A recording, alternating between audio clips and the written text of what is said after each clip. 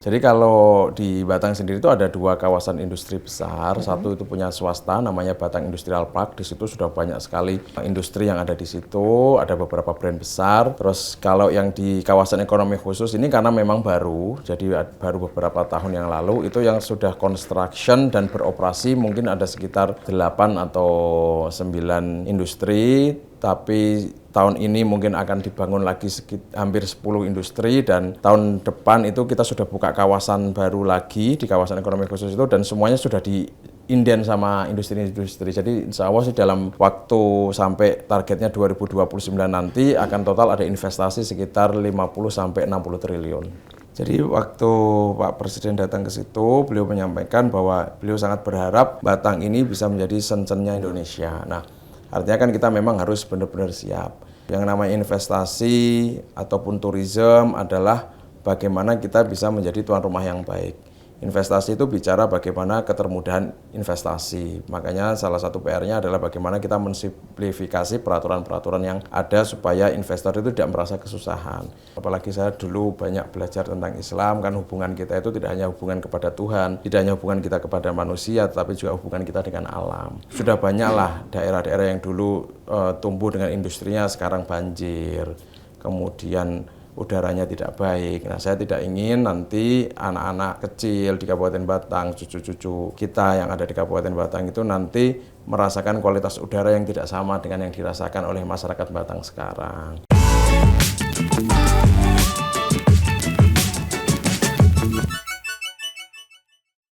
Halo sahabat Kompas.com, kembali lagi di program Nusaraya bersama saya Servina Vivian. Nah, hari ini kita sudah kedatangan nih Bupati dari Batang. Di sini ada Mas Faiz Kurniawan. Selamat siang Mas Faiz.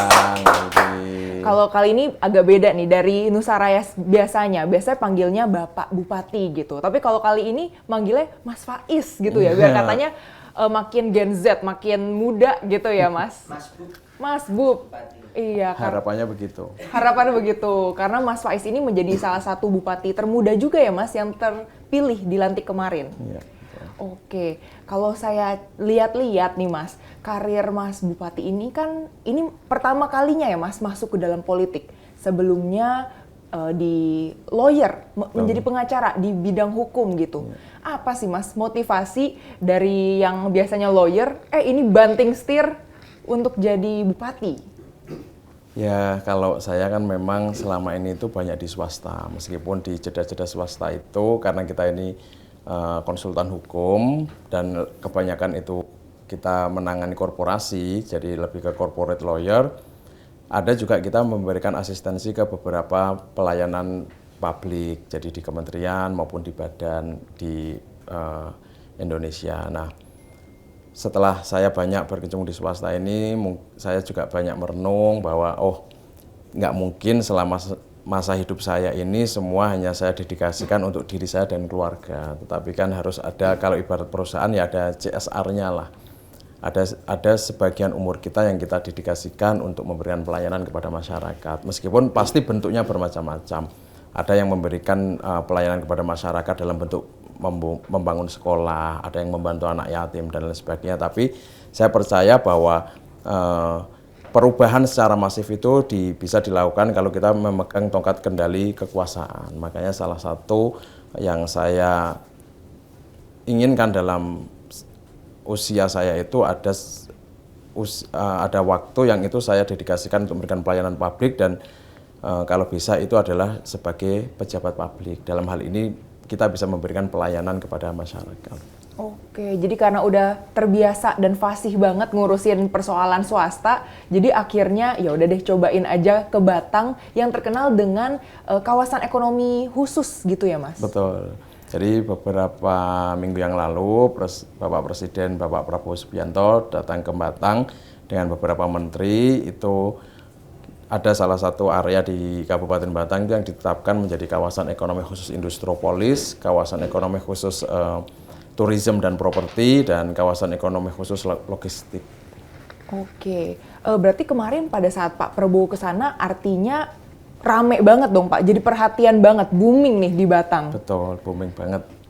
Oke, untuk saat ini tuh sudah ada berapa perusahaan investor sih Pak yang masuk ke KITB berarti ya Pak? KITB. KITB ini. Jadi kalau di Batang sendiri itu ada dua kawasan industri besar, satu itu punya swasta namanya Batang Industrial Park, di situ sudah banyak sekali industri yang ada di situ, ada beberapa brand besar. Terus kalau yang di kawasan ekonomi khusus ini karena memang baru, jadi baru beberapa tahun yang lalu, itu yang sudah construction dan beroperasi mungkin ada baru sekitar 8 atau 9 industri, tapi tahun ini mungkin akan dibangun lagi hampir 10 industri, dan tahun depan itu kita sudah buka kawasan baru lagi di kawasan ekonomi khusus itu, dan semuanya sudah diinden sama industri-industri. Jadi insya Allah sih dalam waktu sampai targetnya 2029 nanti akan total ada investasi sekitar 50-60 triliun. Wah, besar banget. Berarti ini pasti PR yang berat banget nih Pak. Pasti. Siap nggak sih Pak dari Bapak sendiri nih melihat kondisi Kabupaten Batang? Ya, kita memang harus menyiapkan diri, makanya dari master plan pembangunan itu supaya nanti kita bisa membangun dengan fokus, kita membagi wilayah Kabupaten Batang itu menjadi 5 zona pembangunan. Satu adalah zona industri. Kita sudah tetapkan beberapa wilayah yang itu akan kita kembangkan dan arahnya menjadi industri. Kemudian zona bahari, karena kebetulan kita juga ada di pinggir pantai berbatasan dengan Laut Utara, Laut Jawa. Kita juga banyak hasil dari perikanan, itu juga pengembangannya nanti ke arah bahari. Kemudian ada zona pertanian. Kebetulan kita juga cukup besar pertaniannya, sehingga ini juga harus kita pertahankan. Nggak boleh misalnya ada beberapa wilayah yang itu selama ini mensuplai kebutuhan pokok kita melalui hasil pertanian, tiba-tiba di situ dibangunkan pabrik misalnya. Makanya ini kita tetapkan sebagai zona pertanian dan agrowisata. Kemudian yang keempat adalah zona pelayanan publik, dan yang kelima adalah zona pendidikan. Nah, dengan membagi wilayah menjadi 5 zona ini, harapannya master plan pembangunan kita bisa lebih terarah, dan itu juga outputnya adalah rencana tata ruang di Kabupaten Batang, sehingga tidak tumpang tindih antara pengembangan industri, pengembangan pertanian, pengembangan bahari, tidak tumpang tindih, tidak bercampur-campur. Oke, sebenarnya strategi utama konkretnya itu gimana sih Pak supaya betul-betul semua zona ini berjalan nggak tumpang tindih? Karena kan kalau kita lihat daerah lain, kalau misalnya betul-betul kawasan industri, ya fokus dan digencar-gencarinnya kawasan industrinya gitu. Gimana untuk bisa tetap ningkatin eksistensi zona-zona lainnya Pak? Nah, jadi dengan membagi tadi harapannya kita juga fokus pendanaannya itu juga mengarah ke situ. Misalnya contoh kalau itu kita tetapkan sebagai zona pertanian dan agrowisata. Yang pertama sekali berarti secara tata ruang nggak boleh lagi nanti ada orang bangun pabrik di situ. Dengan begini kan tidak mengurangi proporsi lahan sawah kita. Nah, kemudian yang kedua, kalau kita sudah tetapkan zona pertanian, ya berarti arah pembangunannya adalah budgeting kita ke irigasi, terus kemudian penyiapan infrastruktur pertanian, termasuk penyiapan infrastruktur untuk tourism di bidang agrowisata. Nah, ini adalah langkah-langkah konkret. Kemudian zona pendidikan misalnya, zona pendidikan ini kita arahkan memang di situ nanti akan ada sekolah-sekolah bagus.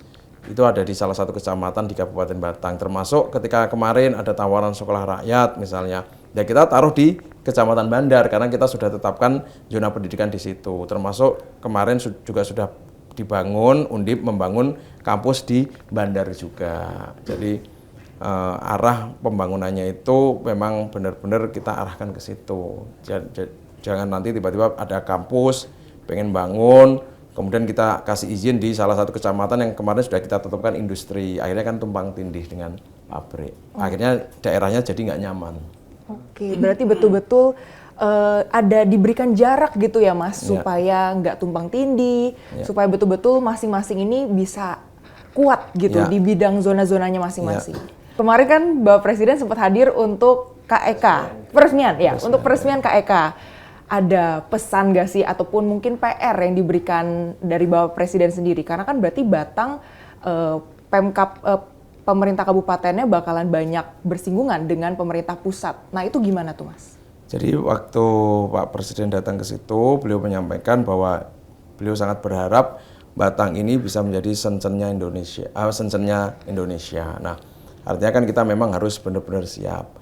Nah, kita ada beberapa isu yang namanya investasi ataupun tourism adalah bagaimana kita bisa menjadi tuan rumah yang baik. Investasi itu bicara bagaimana ketermudahan investasi. Makanya salah satu PR-nya adalah bagaimana kita mensimplifikasi peraturan-peraturan yang ada supaya investor itu tidak merasa kesusahan. Kemudian bagaimana juga kita menyiapkan tenaga kerja yang ada di Kabupaten Batang. Kenapa? Supaya ketika ada industri juga berdampak positif terhadap kita yang ada di Batang dengan apa serapan tenaga kerjanya mayoritas dari Kabupaten Batang. Terus selain itu juga infrastrukturnya harus kita siapkan. Kemudian bagaimana mekanisme nanti penanganan limbahnya. Dan kita juga harus menjaga sustainability lingkungan. Itu yang mungkin sering kita lupakan. Makanya saya sekarang sedang mencoba membangun branding Batang adalah Clean Industrial City. Bahwa Batang adalah kota industri yang bersih. Kota industri yang bersih ini berarti kita punya standarisasi atas emisi yang dikeluarkan oleh industri nanti yang akan ada di Batang. Kita punya standarisasi bagaimana pengelolaan limbahnya. Jadi setiap kali groundbreaking di pabrik baru di Batang, saya selalu ngomong dua hal kunci. Yang pertama adalah saya siap mensupport apapun yang dibutuhkan oleh industri. Tapi yang kedua adalah saya titip satu, tolong serap tenaga kerja kami. Yang kedua, tolong jaga lingkungan kami. Jaga lingkungan kami yaitu berarti bagaimana emisinya itu bisa rendah, yang ditimbulkan pengelolaan limbahnya tidak mencemari lingkungan. Terus kemudian penggunaan airnya itu tidak menggunakan air tanah. Kenapa? Karena kalau industri-industri itu menggunakan air tanah, maka akan terjadi penurunan permukaan tanah. Dan lama-kelamaan, karena turun permukaan tanahnya pasti akan banjir. Nah, ini yang terjadi di banyak kawasan industri yang lain. Oke, tapi seperti yang kita ketahui ya Mas, untuk bisa sebuah perusahaan bikin pengelolaan limbah itu kan bukannya murah ya Mas, effortnya besar, butuh biaya yang besar juga. Nah gimana nih menurut Mas Bupati sendiri untuk betul-betul nanti pada saat realisasinya perusahaan-perusahaan benar-benar bisa menjalani seperti yang diperintahkan pemerintah? Ya kita harus siapkan perda terkait dengan pengelolaan limbah, kemudian kita siapkan fasilitasnya. Di kawasan ekonomi khusus sendiri itu sudah ada tempat pengelolaan sampah terpadu TPST yang itu mengelola hasil limbah dari industri, tapi itu masih kecil dengan kapasitas sekitar 35 ton per hari. Nah, makanya kemarin kami minta kepada Menteri PU untuk kita disupport juga TPST di dekat kawasan, dan alhamdulillah kemarin juga sudah disurvei itu TPST dengan kapasitas 125 ton per hari. Nah, itu nanti bisa membantu mensupport selain sampah dari masyarakat juga sampah-sampah atau limbah-limbah yang ada dari industri itu bisa kita arahkan ke situ. Nah, TPST-nya ini nanti akan ada produknya baik dalam bentuk maggot, kemudian RDF dan lain sebagainya, sehingga kita bisa mengelola yang semula limbah itu menjadi sesuatu yang bermanfaat. Wah, ini menarik banget nih. Kelihatan banget bahwa Mas Faiz sendiri concern banget terhadap lingkungan. Dan biasanya kan kalau kita lihat industri-industri besar lupa gitu tentang, bahkan nggak peduli ya tentang limbah dan juga gimana nih supaya sustain di lingkungan gitu. Alasannya apa sih sebenarnya Mas? Ya bagaimanapun kan lingkungan ini harus kita jaga ya. Kalau apalagi saya dulu banyak belajar tentang Islam, kan hubungan kita itu tidak hanya hubungan kepada Tuhan, tidak hanya hubungan kita kepada manusia, tapi juga hubungan kita dengan alam. Ya sudah banyaklah daerah-daerah yang dulu tumbuh dengan industrinya sekarang banjir, kemudian udaranya tidak baik. Nah, saya tidak ingin nanti anak-anak kecil di Kabupaten Batang, cucu-cucu kita yang ada di Kabupaten Batang itu nanti merasakan kualitas udara yang tidak sama dengan yang dirasakan oleh masyarakat Batang sekarang. Permukaannya udah turun sehingga banjir, kemudian sampah di mana-mana sehingga menurunkan kualitas kesehatan masyarakat. Saya nggak mau seperti itu, makanya harus benar-benar kita jaga. Ya apalagi kan kita semua juga punya komitmen, Indonesia sendiri punya komitmen net zero emisi kan. Nah artinya kan ini juga harus selaras dengan policy di daerah, apalagi daerah-daerah yang ada di industri ini juga harus mengarah kepada itu. Makanya salah satu nanti yang saya minta adalah PJU yang ada di Kabupaten Batang itu juga memasang detektor kualitas udara. Nah kalau nanti ada penurunan kualitas udara, ini pasti ada yang salah nih, entah dari industrinya ada yang melepaskan emisi di luar batas. Apalagi kita juga ada PLTU juga, dan tapi kemarin saya cek katanya sih sudah memakai teknologi yang insya Allah hasil emisinya sudah cukup rendah. Oke, dengan adanya kawasan ekonomi khusus di Batang, Batang ini kan jadi perhatian internasional ya Mas, menjadi tempat yang wah ini tuh asik banget untuk diinvestasiin. Butuh banget adanya pemerintah daerah dan pemerintah pusat untuk punya komunikasi yang baik nih.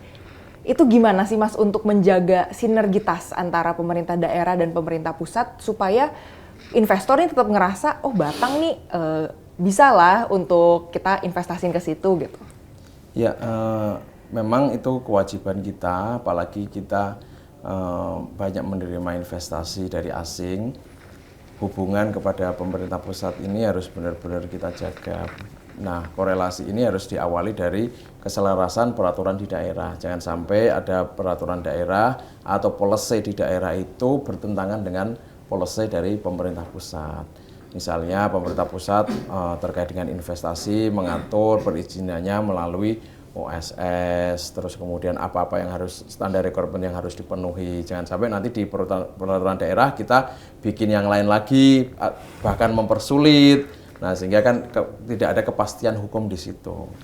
Nah, kemudian yang kedua ya pastinya karena ini bicara tentang tenaga kerja asing juga, kemudian bicara tentang bagaimana kenyamanan WNA yang ada di situ.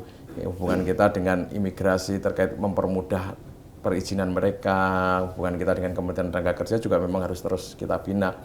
Ya memang harus banyak sering konsultasi sih dengan pemerintah pusat. Oke, jadi betul-betul harus dijaga supaya pemerintah daerah nggak jalan sendiri, pemerintah pusat jalan sendiri. Betul, gitu ya Mas, betul-betul harus bisa satu kepala gitu. Betul.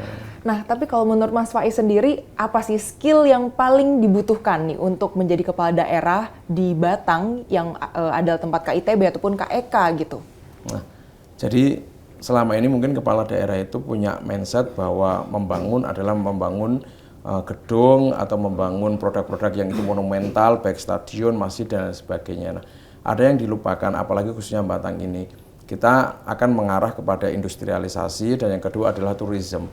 Dua ini membutuhkan masyarakat yang harus siap terhadap industrialisasi, artinya akan ada investasi, artinya akan ada tamu yang akan menanamkan uang, dan juga ada tourism, artinya akan ada tamu yang berkunjung di situ.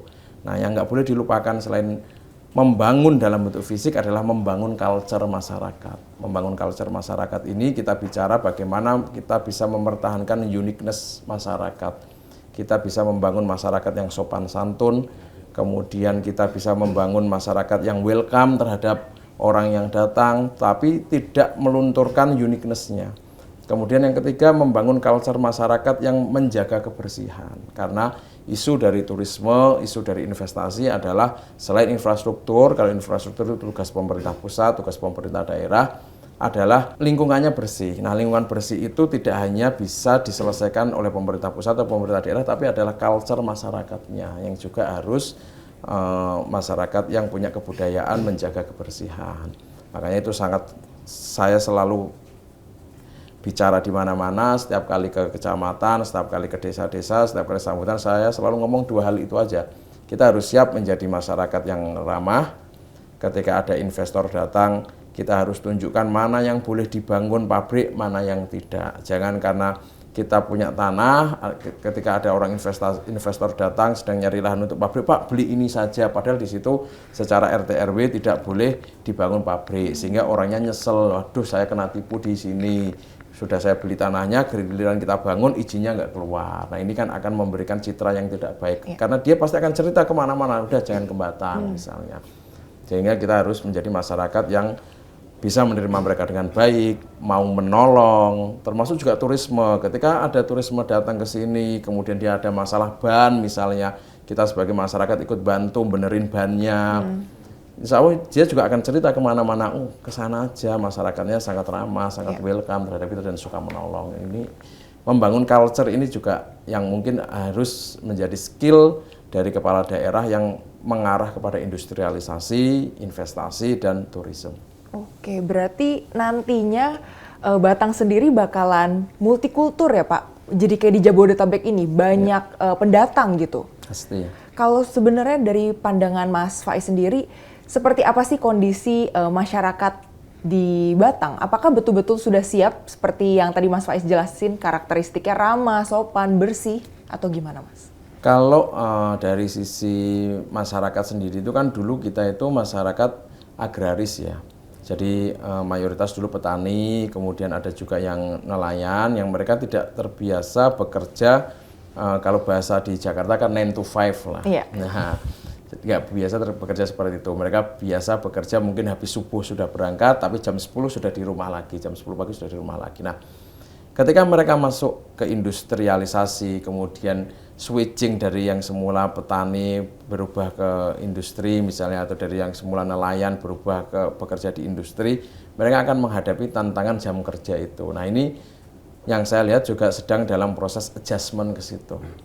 Yang perlu kita tanamkan juga bagaimana etos kerja dan lain sebagainya. Nah, kalau terkait dengan masyarakat yang ramah, insya Allah masyarakat Batang ini sudah sangat ramah sekali, sudah sangat welcome, sudah suka menolong lah bahasanya. Nah, tinggal justru ketika nanti terjadi akulturasi budaya, akulturasi sikap, yang mungkin di satu sisi itu positif dalam arti ada transfer knowledge baru ke masyarakat yang ada di Batang. Positif dalam arti mungkin ada transfer etos kerja baru yang ada di Kabupaten Batang. Tapi di sisi lain kan karena mungkin banyak WNA, banyak orang dari luar, kan ada akulturasi budaya, bagaimana cara mereka ngomong mungkin beda, bagaimana cara menyampaikan sesuatu mungkin beda.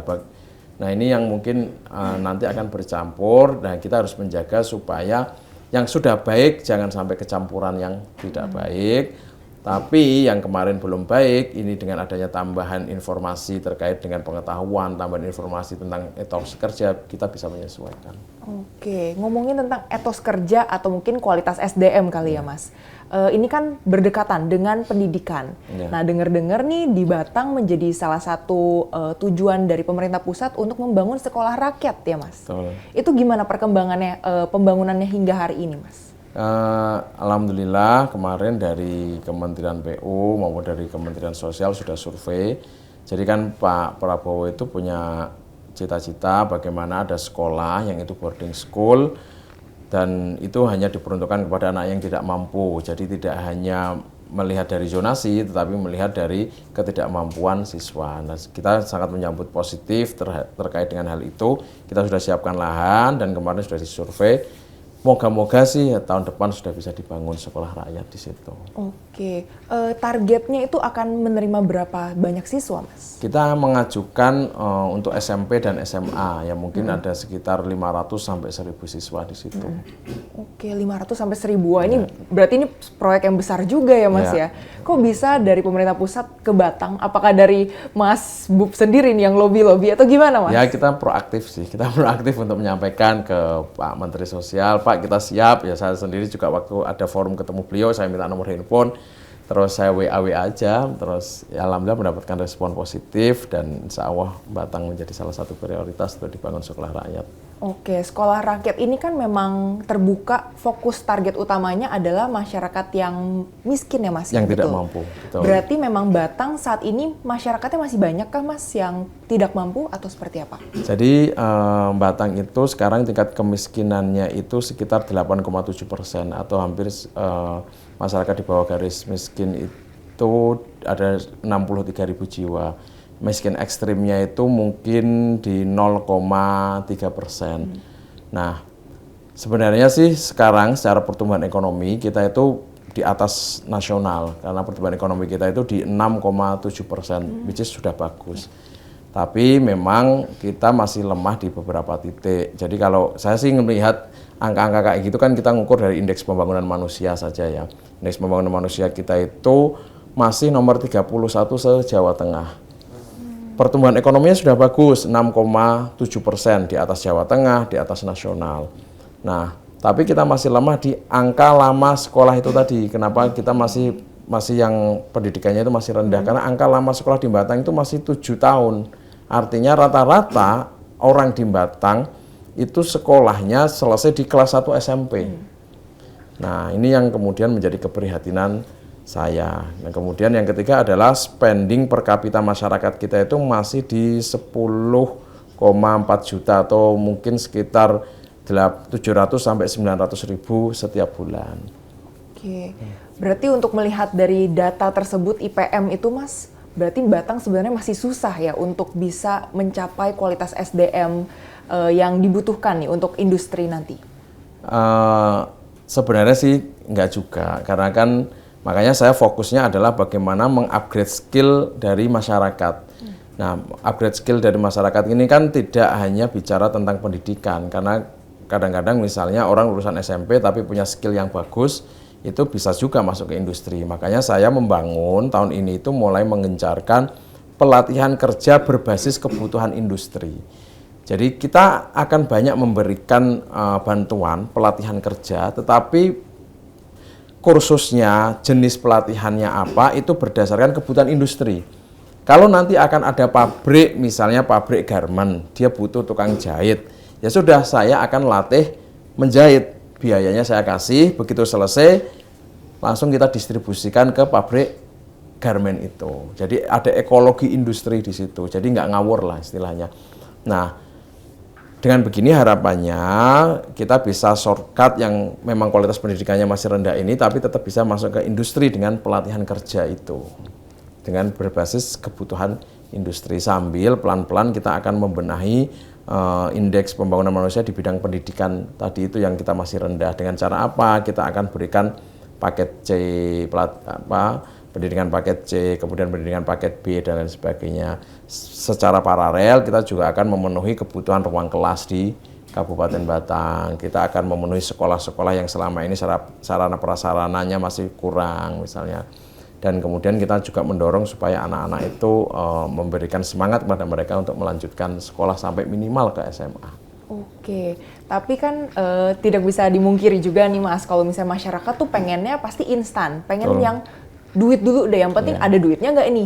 Nah, dari Mas sendiri gimana nih pendekatannya untuk ngajak masyarakat, yuk upgrade skill dulu nih, walaupun mungkin nggak dapat duit kali ya saat proses upgrade skill tersebut gitu. Nanti tetap akan disalurkan ke perusahaan. Tapi itu gimana pendekatannya supaya yuk kita upgrade skill dulu Mas gitu? Ya pertama sekali saya memastikan mereka akan diserap dulu. Makanya saya pastikan mereka akan dapat kerja dulu. Sehingga setiap kali ada industri mau buka, saya tanya, kamu butuh tenaga kerja berapa? Kayak kemarin kita baru groundbreaking industri alat kesehatan. Saya tanya, kamu butuh tenaga kerja berapa? 3.500. Oke, dari 3.500 ini klasifikasinya apa? Yang operator berapa? Misalnya operator 2.000. Standarisasinya apa? Ini. Ya udah, saya buatkan pelatihan yang mengarah ke situ. Jadi saya bisa ngomong ke anak-anak muda kita, kalian ikut pelatihan, selesai kalian pasti diterima di industri ini. Nah, dengan begitu mereka lebih semangat karena punya kepastian kalau saya ikut pelatihan, habis itu saya dapat kerja. Oke, kalau dari industri-industri yang sekarang udah masuk nih Mas, itu kebanyakan butuhnya punya skill apa sih Mas dari masyarakat? Bermacam-macam, jadi ada industri itu, industri sepatu, mereka butuh tukang jahit, kemudian ada industri alkes, mereka butuh operator mesin, dan itu mereka siap memberikan pelatihan. Ada juga industri garment, itu mereka juga butuhnya tukang jahit, juga kita berikan pelatihan untuk menjahit. Oke, balik lagi ke sekolah rakyat nih Mas. Berarti sekolah rakyat sendiri dari Mas Faiz merasa ini betul-betul bisa efektif ya Mas meningkatkan kualitas SDM nantinya? Ya, harapannya memang akan tumbuh bibit-bibit unggul baru dari kelompok rentan yang ada di masyarakat atau kelompok yang tidak mampu di masyarakat kita, dengan kualitas pendidikan yang baik sampai SMA harapannya, kemudian setelah SMA mereka masuk ke perguruan tinggi. Oke, kan kalau dari tadi kita ngobrol-ngobrol banyak banget nih Mas PR selama satu periode ini ya Mas, banyak banget zona-zona yang perlu untuk dikembangkan lagi nih di Batang. Kalau boleh tahu dari Mas Faiz sendiri sebetulnya prioritas program yang mau dilaksanain duluan tuh yang mana sih Mas? Yang jelas saya mau turunkan pengangguran yang ada di Batang yang jumlahnya 28.000 itu. Jadi sekarang ada industri, masa kita masih ada pengangguran 28.000? Kalau ada 28.000, selama 5 tahun saya berikan pelatihan per tahun itu 6.000, artinya harusnya selesai dong 5 tahun saya menjabat itu sudah nggak ada lagi orang nganggur yang ada di Kabupaten Batang. Kecuali memang dari 28.000 mungkin ada yang sudah tidak usia produktif, nah itu mungkin kita nggak bisa intervensi. Tapi harusnya minimal 60-70% harus saya selesaikan selama 5 tahun ini. Oke, kalau melihat dari sejarah panjangnya Batang, kan Batang tadi masyarakatnya agraris ya Mas ya, berasal dari pertanian perkebunan. Kalau misalnya nanti sudah berpindah nih jadi ke industri, apakah nanti masyarakatnya jadi meninggalkan pertanian, jadi nanti nggak bakal ada lagi nih perkebunan ataupun ladang-ladang pertanian di Batang, Mas? Enggak juga, makanya tadi saya sudah tetapkan kan beberapa zonasi. Ada zona pertanian yang tetap kita pertahankan, zona bahari yang akan kita tetap pertahankan, tidak diintervensi oleh industri. Dengan begitu harapannya produk pertanian, produk perikanan yang selama ini sudah ada itu tidak berkurang. Nah, caranya bagaimana? Makanya selain penyerapan tenaga kerja, kita juga ingin UMKM ini masuk sebagai supply chain industri juga. Dengan begitu kan nanti harapannya UMKM kalau tumbuh, permohonan kebutuhan kepada hasil pertanian juga pasti akan tinggi, permintaan terhadap hasil perikanan juga akan tinggi. Tourism kita juga harapkan akan men-trigger perekonomian UMKM. Kenapa? Karena kalau orang datang ke Kabupaten Batang, artinya dia akan nginep di Batang. Kalau mereka nginep di Batang, mereka pasti akan makan minum di Batang. Makan minumnya pasti akan di restoran, di warung-warung yang ada di Batang. Pulang juga mereka bawa oleh-oleh dari Batang. Nah, semakin banyak orang datang, semakin banyak roda perekonomian yang akan tumbuh di Batang, UMKM-nya tumbuh. Kalau UMKM tumbuh, mereka pasti juga akan belanja ke petani juga pasti meningkat. Belanja ke hasil perikanan juga meningkat. Dengan begitu ya setiap pos itu punya trigger pertumbuhannya masing-masing. Jadi tidak saling kanibal. Oke, nah tadi kan Mas Faiz sempat sebut-sebut nih bahwa mau mengurangi pengangguran di Batang. Ya. Tapi kita juga nggak boleh, saya yakin pasti di Batang dengan dibukanya industri ini banyak nih pendatang-pendatang dari mungkin Pekalongan, Semarang yang pengen ikut kerja juga di Batang. Nah ini gimana nih Mas untuk biar masyarakatnya bersaingnya nih Batang duluan deh mungkin yang diutamakan masyarakatnya untuk dapat kerja atau seperti apa Mas? Jadi saya sedang mengecek apakah kita sudah punya perda terkait dengan kewajiban merekrut setidaknya 70% tenaga kerja dari lokal. Kalau memang belum ada, saya akan segera buat itu supaya apa? Supaya industri itu memprioritaskan masyarakat kita. Nah, saya juga sedang akan memanggil industri-industri untuk melakukan rekrutmen berdasarkan layering. Jadi saya ketika mereka buka lowongan pekerjaan, saya pengen itu mereka memfilter calon tenaga kerjanya itu layering. Layering itu maksudnya bagaimana? Dia mengawali rekrutmen dari 3 km dari pabrik. Ketemu berapa sisanya dia akan bergerak 6 km dari pabrik. Ketemu berapa dari situ dia baru bergerak 12 km dari pabrik. Nggak ketemu dia bergerak 24 km dan seterusnya baru sampai akan keluar. Nah, saya meyakinkan kepada mereka, kamu kalau rekrut tenaga kerja semakin dekat dengan pabrik, mereka itu tuntutannya nggak akan lebih banyak. Kenapa? Mereka efisien, rumahnya dekat, dia nggak butuh kos. Dia nggak butuh transportasi. Artinya dengan gaji yang kamu berikan, mereka benar-benar sudah bisa menikmati. Tapi kalau kamu rekrut dari jauh, dia butuh kos, ada biaya kos di situ, ada biaya transport begitu. Tuntutannya juga pasti akan semakin tinggi lama-lama. Saya coba yakinkan seperti itu. Nah, harapannya dengan cara frame berpikir yang sama, artinya industri juga merasa oh benar juga dengan metode begitu, tuntutannya akan lebih rendah bagi kita. Semakin banyak orang lokal yang akan kerekrut. Ini bisa ketemu nih metode rekrutmen tenaga kerjanya antara industri dengan kita. Oke, berarti jadi ada sistem zonasi gitu ya, Betul. Mas? Oke, nah kalau kita lihat nih dari program-program Mas Faiz, concern banget ya Mas terhadap kualitas SDM. Ya. Dari program Mas Faiz sendiri ada yang memberikan santunan ya Mas untuk marbot ataupun RT RW begitu? Ya itu hanya menurut saya sih malah justru hanya stimulus, tapi justru lebih peningkatan SDM ke depan itu yaitu tadi bagaimana kita memberikan akses pendidikan yang lebih baik dengan cara saya merubah yang selama ini beasiswa kepada anak-anak yang tidak mampu saya rubah menjadi beasiswa kursus persiapan ujian ke perguruan tinggi. Jadi misalnya selama ini anak yang nggak mampu mau kuliah, kita kasih beasiswa 5 juta selama 1 tahun. Dengan budget 500 juta, kita hanya bisa mengcover 100 anak setiap tahun.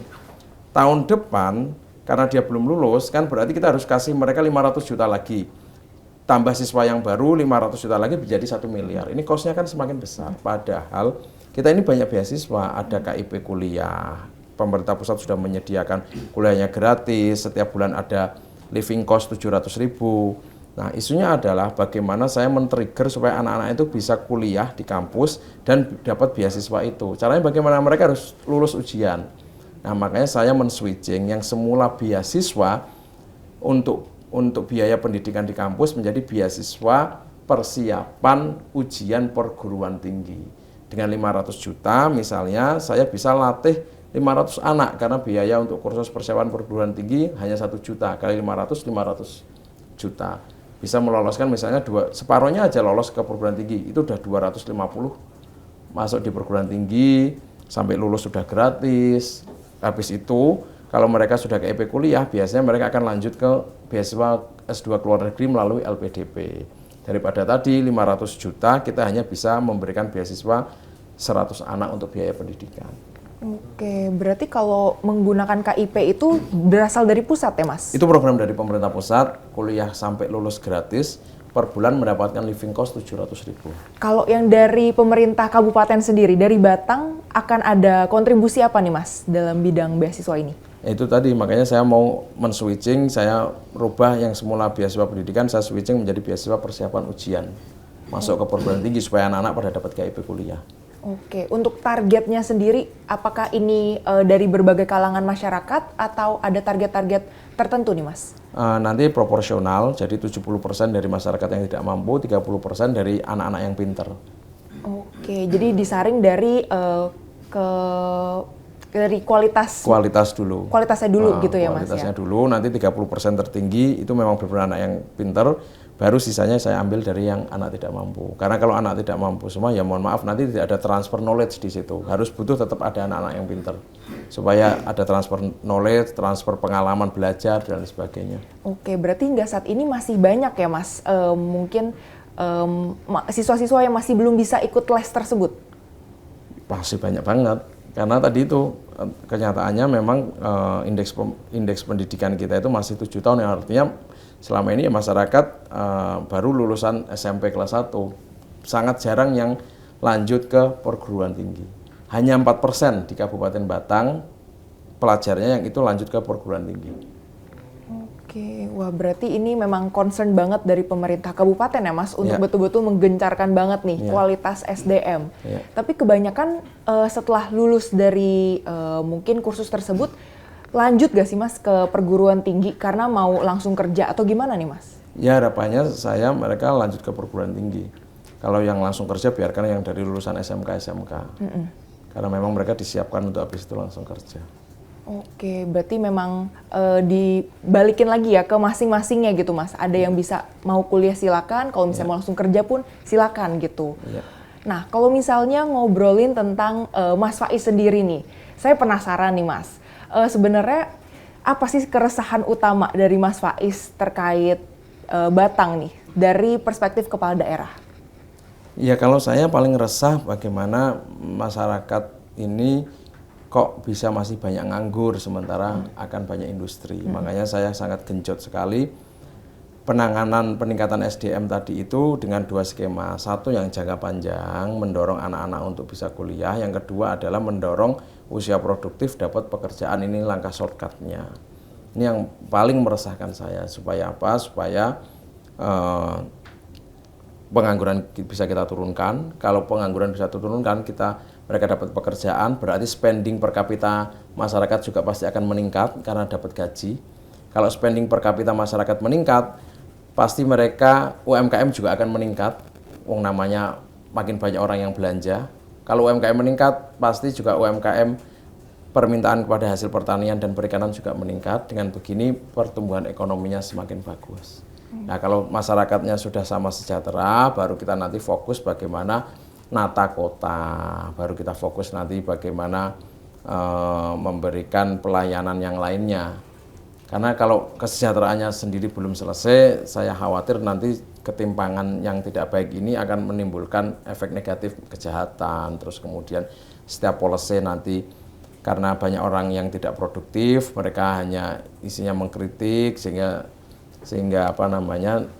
program tidak bisa berjalan dengan baik. Oke. Nah, Mas Faiz ini kan sosoknya menjadi salah satu bupati termuda ya, Mas ya. Masih usia 33 tahun kalau nggak salah ya, Mas.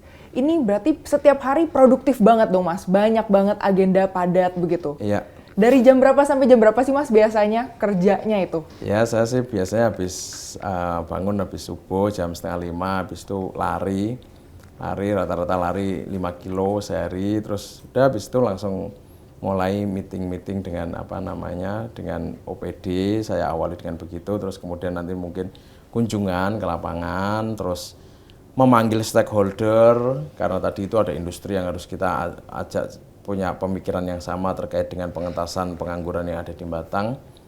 Terus ya sampai malam lah biasanya. Oke. Belum nerima tamu karena apalagi politisi itu pasti tamunya banyak. Karena habis pilkada, tim sukses dan lain sebagainya masih pengen silaturahmi, harus kita layani semua. Oke, wah berarti ini padat banget ya, Mas. Apalagi Mas Faiz masih muda. Ada nggak sih, Mas, kayak gimana caranya Mas Faiz meyakinkan nih ASN ataupun tokoh-tokoh lain? Apalagi kan kalau tidak salah wakil Bupati Mas Faiz sendiri usianya lebih tua ya, Mas ya. Iya. Nah, itu gimana sih, Mas, caranya dari Mas Faiz sendiri sebagai orang yang masih lebih muda untuk meyakinkan ASN dan tokoh-tokoh lain bahwa birokrasinya ini tetap Mas Faiz bisa dihormati, tetap Mas Faiz bisa diteladani begitu? Ya. Kalau saya sih kebetulan tidak pengen dihormati juga, jadi biasa aja. Biasa aja ya, Mas. Biasa aja. Nah, saya selalu menekankan bahwa kita ini bekerja as a team. Nah, mungkin bedanya adalah kalau dulu saya di korporasi, tim itu saya yang bentuk, saya yang rekrut, mereka bekerja sama saya yang menginterview dan lain sebagainya. Nah, sekarang saya masuk ke organisasi yang orang-orangnya itu sudah direkrut tahunan yang lalu. Bedanya hanya di situ. Ya, bagaimana kita membangun satu visi dulu, satu misi bahwa kita akan bekerja bersama-sama dalam sebuah tim, kerangka kerjanya seperti ini, yuk kita bareng-bareng. Jadi saya nggak pengen ada hierarki juga dengan organisasi pemerintahan yang sudah eksis yang ada di situ. Dan yang kedua ya memang kita harus memberikan contoh. Jadi kita memastikan bahwa kita tidak korup. Kuncinya adalah itu. Kenapa? Karena sekali kita korup, sekali kita melakukan deal sesuatu dengan, ya let's say misalnya kepala dinas misalnya, habis itu kita udah nggak bisa marah, Bu. Kenapa? Karena mereka merasa kita udah sama-sama punya catatan hitam. Iya. Nah, makanya saya harus menjaga sekali supaya kita tidak punya catatan hitam dengan siapapun. Oke. Dengan begitu kita akan bisa membawa ini ke arah yang ideal. Oke, berarti kan Mas Faiz ini masih muda, termasuk pemain baru juga nih di politik nih, Mas. Susah nggak sih, Mas, untuk berhubungan dengan mungkin tokoh-tokoh yang sudah lebih senior, yang udah lebih lama main di politik? Ya, enggak lah. Kita datang dengan menghormati beliau-beliau, minta saran dan sebagainya. Ya, kita harus open minded juga. Apapun dengan segala plus minusnya, orang yang lebih tua selalu punya pengalaman yang lebih dibandingkan kita yang muda. Kita yang muda juga pasti punya nilai positif karena mungkin ada percepatan transfer knowledge di situ. Kemudian isu-isunya juga pasti isu-isu yang lebih dibutuhkan saat ini. Oke, karena Mas Faiz sendiri menjadi pemain baru, pasti banyak nih ya, Mas, yang ngelobi-lobi misalnya kayak untuk dapetin keuntungan lebih gitu misalnya dari senior ataupun tokoh-tokoh lainnya. Gimana tuh, Mas, cara Mas Faiz untuk membentengi itu? Ya, saya umumkan secara terbuka.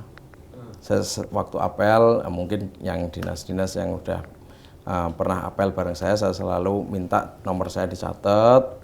Kalau ada yang minta sesuatu dalam konteks kenaikan jabatan atau kemudian proyek dan lain sebagainya, laporkan ke saya. Nah, di satu sisi saya sendiri juga meyakinkan kepada orang-orang bahwa satu, saya bisa menerima aspirasi kalau misalnya jalannya butuh dibantu. Saya bisa menerima aspirasi misalnya penerangan di kampungnya perlu dibantu. Saya bisa menerima aspirasi misalnya kalau ada orang sakit di rumah sakit nggak ada dana, bagaimana bisa ditangani. Tapi saya tidak bisa menerima aspirasi kalau suruh ngatur pemenang proyek. Saya nggak bisa menerima aspirasi kalau harus ngatur misalnya jabatan ini harus diisi si X misalnya, itu saya nggak bisa. Ya. Dan itu saya umumkan secara terbuka supaya orang aware ya. efeknya adalah mungkin pasti ada yang suka, ada yang tidak suka, itu biasa aja menurut saya. Kalau nggak salah, Mas Bupati sendiri ada program Lapor Mas Bupati ya, Mas? Betul. Ada call center-nya bahkan. Betul. Di berapa nomornya tuh, Mas? Mungkin siapa tahu nih, sahabat Kompas.com asli Batang pengen lapor ke Mas Bupati gitu. Ya, lapor bisa disampaikan langsung ke saya, itu di 0811 560 300, itu bisa disampaikan ke saya. Ada juga yang itu dikelola oleh admin juga ada, tapi yang disampaikan melalui DM di Instagram pun mayoritas pasti saya baca dan saya balas dan langsung saya follow up. Oke. Oh iya, ada gak sih Mas yang curhat-curhat Oh, malah ada. yang Banyak sekali. atau bahkan yang jadinya ngefans banget nih sama Mas Bupati gitu. Ya, campur-campur lah, dari yang curhat, dari yang minta kerjaan, dari yang menyampaikan aspirasi masyarakat di sekitarnya, dari yang juga yang pengen belanjaannya dipromosiin, semuanya ada. Atau bahkan yang gak setuju pun juga banyak ya Mas ya. Banyak. Nah, terakhir nih Mas Faiz, nanti ketika di akhir masa periode Mas Faiz sebagai Bupati, Mas Faiz tuh pengen meninggalkan Batang sebagai sosok Bupati yang seperti apa sih Mas? Kalau saya sih ya punya pemikiran, saya sih nggak penting lah. Saya orang mau mengenal saya seperti apa itu bagi saya nggak penting. Tapi yang penting saya pengen begitu saya selesai, Batang benar-benar bisa menjadi clean industrial city. Itu aja sih. Kalau saya sih nggak penting lah, ngapain saya di. Yang penting Batang diingat sebagai clean industrial city. Iya. Itu ya Mas, yang kuncinya. Iya. Ada gak sih Mas pesan-pesan terakhir nih mungkin untuk warga Batang, siapa tahu yang nonton nih dari Mas Faiz sendiri, apakah ada pesan-pesan mungkin Mas? Ya, warga Batang, kita ini sedang menghadapi industrialisasi yang luar biasa. Kita juga sedang mengarah kepada turisme. Saya selalu berpesan, termasuk pada kesempatan ini, saya juga ingin berpesan kepada masyarakat, kita menjadi tuan rumah yang baik. Tuan rumah dalam hal investasi yang baik, tuan rumah terhadap turisme yang baik. Dengan cara bagaimana kita menjadi masyarakat yang sopan, kita menjadi masyarakat yang baik, kita menjadi masyarakat yang suka membantu, dan masyarakat yang menjaga kebersihan. Oke, yang penting kuncinya itu Batang Clean Industrial City ya Mas ya. Wah, seru banget nih ngobrol-ngobrol dengan Mas Faiz hari ini. Terima kasih banyak Mas Faiz atas waktunya di tengah jadwal yang padat nih, masih meluangkan waktu ngobrol-ngobrol bareng sahabat Kompas.com. Sama-sama. Nah, itu dia sahabat Kompas.com program Nusa Raya hari ini yang ngobrol-ngobrol bareng Mas Faiz Kurniawan, Bupati Batang. Sampai bertemu di program Nusa Raya berikutnya, saya Servina Vivian pamit undur diri. Salam Nusa Raya, semangat Bhinneka Indonesia Raya.